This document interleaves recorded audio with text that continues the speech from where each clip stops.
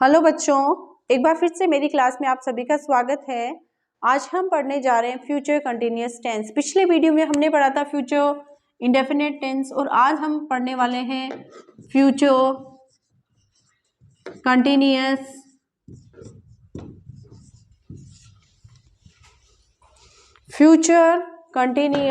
Tense. जैसा कि नाम से ही पता चल रहा है कि जो काम कंटिन्यूअसली हो रहा है, लगातार जारी है। इसमें जैसे इसकी पहचान क्या होती है, कोई सेंटेंस उसमें होगा, वह खा रहा होगा, पी रहा होगा, नहा रहा होगा, तो उसकी पहचान हो गई, रहा होगा, रही होगी, आदि इसकी पहचान होती है। इसमें देखिए, इसका हम सिंपल सेंटेंस ले लेते हैं। तो सिंपल सेंटेंस में मैंने एक एग्जांपल लिया। मान लीजिए मैंने लिखा वह दूध पी रहा होगा। हम फ्यूचर की बात कर रहे हैं, उसमें काम कंटिन्यूअस जारी है, तो हमने लिखा वह दूध पी रहा होगा। तो इसका हम बनाएंगे ही will be drinking, he will be drinking milk. वह दूध पी रहा होगा, ही विल बी ड्रिंकिंग मिल्क। तो हमारा इसका जो फॉर्मूला है इस टेंस का, सिंपल सेंटेंस का, वो क्या होता है? सबसे पहले हमारा आता है सब्जेक्ट, सब्जेक्ट के बाद हमारा आता है विल या फिर आता है हमारा शैल, उसके बाद आता है हमारा बी, सब्जेक्ट विल शैल, उसके बाद हमारा आता है बी, बी के बाद हमारा आता है वर्ब की फर्स्ट फॉर्म, और वर्ब की फर्स्ट फॉर्म के बाद आता है हमारा आईएनजी, और उसके बाद आता है हमारा ऑब्जेक्ट। तो देखिए फॉर्मूला के अकॉर्डिंग हो जाता है, सबसे पहले सब्जेक्ट, उसके बाद विल शैल, उसके बाद बी वर्ब की first form plus ING plus object. तो इसमें ही है वह, इसका हो गया सब्जेक्ट, पीना इसकी हो गई वर्ब, और दूध हो गया इसका ऑब्जेक्ट। तो इसी के अकॉर्डिंग सबसे पहले सब्जेक्ट ही आ जाएगा, ही के साथ हमने विल लगा दिया, बी आ जाएगा, कंटिन्यूअस टेंस है तो फ्यूचर कंटिन्यूअस में हम बी यूज करते हैं, तो बी आ गया। उसके बाद वर्ब है इसकी ड्रिंक, ड्रिंक में आईएनजी लगा दिया, क्योंकि वर्ब की फर्स्ट जितने भी कंटिन्यूअस टेंस है उसमें वर्ब की फर्स्ट फॉर्म प्लस आईएनजी होता है, तो ड्रिंक में आईएनजी लगाए, ड्रिंकिंग हो गया। उसके बाद इसका ऑब्जेक्ट है मिल्क, तो सेंटेंस हमारा हो जाता है ही विल बी ड्रिंकिंग मिल्क। चलिए अब हम इसका नेगेटिव सेंटेंस देखते हैं। ये हो गया हमारा सिंपल था, अब हम देखते हैं इसका नेगेटिव सेंटेंस। तो नेगेटिव सेंटेंस में मैंने लिखा हुआ है, मान लीजिए मैंने लिख दिया तुम आम नहीं, तुम आम नहीं खा रहे होंगे, तुम आम नहीं खा रहे होंगे, एक सेंटेंस लिख दिया मैंने। तो ये पता है फ्यूचर में काम कंटिन्यूअस हो रहा है, तो इसको हम लिख देंगे you shall, sorry you will. ये नेगेटिव था तो हमने यहाँ पे लगा देंगे, सॉरी मैंने प्रश्नवाचक समझ लिया था।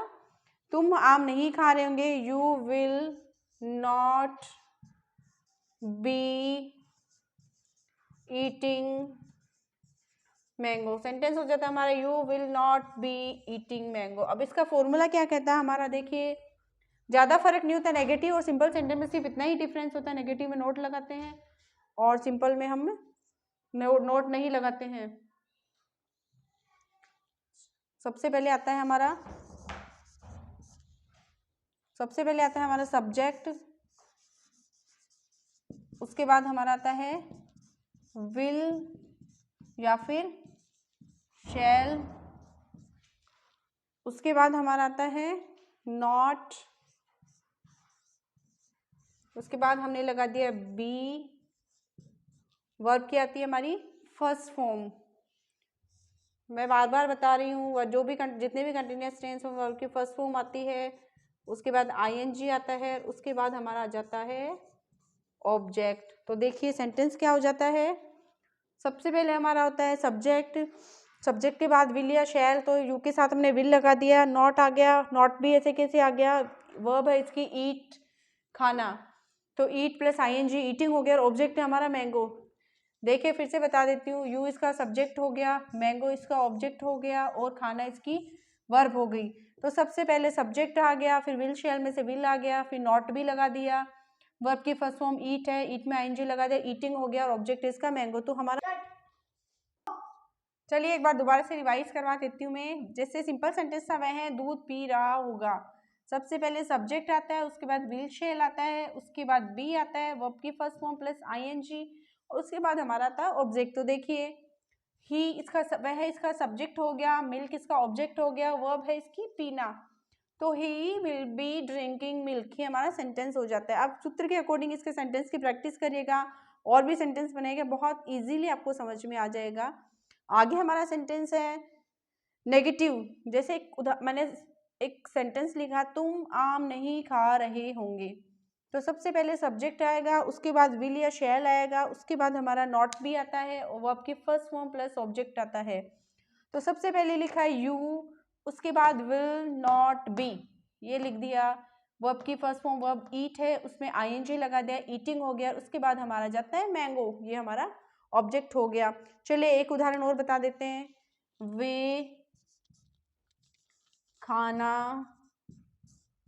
नहीं पका रहे होंगे। सेंटेंस में लिखा वे खाना नहीं पका रहे होंगे, तो सबसे पहले सब्जेक्ट हो गया दे, उसके बाद विल आ गया, उसके बाद नॉट भी लिख दिया हमने। आप फॉर्मूला देखिए, मैं फॉर्मूला के अकॉर्डिंग ही लिख रही हूँ। They will not be, verb है पकाना, कुक, कुक में आईएनजी लगा दिया, कुकिंग हो गया, ऑब्जेक्ट आता है हमारा they will not be cooking और ऑब्जेक्ट हमारा food, they will not be cooking food, ये हो गया हमारा नेगेटिव। तो देखिए दोनों आई होप दोनों समझ में आएंगे, सिंपल है ये और ये नेगेटिव है, सिंपल दोनों का मैंने आपको उदाहरण बता दिया है। अब हम समझ लेते हैं हमारा इंटेरोगेटिव। इंटरोगेटिव जैसे आपको पता है कि इंटरोगेटिव जैसा नाम से ही लग रहा है कि हमारा प्रश्नवाचक है, तो इसी टेंस में हम प्रश्नवाचक कैसे बनाएंगे, जो हमारा अफर्मेटिव, जिसे हम कंटिन्यूअस टेंस है फ्यूचर, इसका अगर अफर्मेटिव सेंटेंस है तो वो कैसे बनेगा। देखिए सेंटेंस है हमारा इंटेरोगेटिव में देखते हैं हम इंटेरोगेटिव, तो इसका सेंटेंस है, मान लीजिए मैंने लिखा क्या वे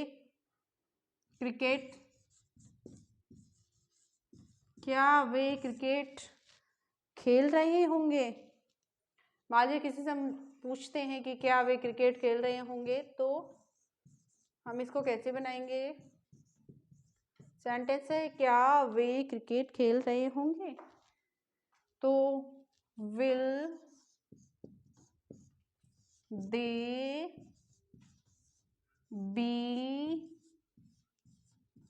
playing cricket, will they be playing cricket, क्या वे क्रिकेट खेल रहे होंगे।